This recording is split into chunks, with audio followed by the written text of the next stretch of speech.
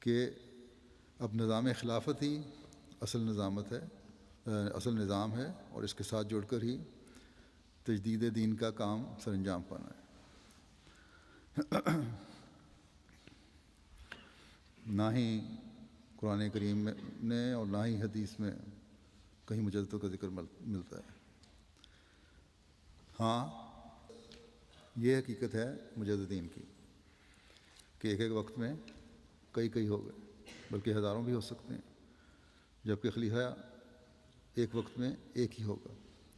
اب حیثیت اس کی بڑی ہے جو ایک وقت میں ایک ہو، یا وہ جو ایک وقت میں کئی ہوں۔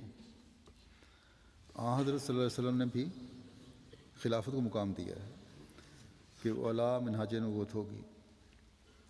مجددیت کو کوئی اہمیت نہیں دی کہ اب نظام خلافت ہی اصل نظام ہے اور اس کے ساتھ جڑ کر ہی تجدید دین کا کام سر انجام پانا ہے۔ نہ ہی قرآن کریم نے اور نہ ہی حدیث میں کہیں مجددوں کا ذکر ملتا ہے۔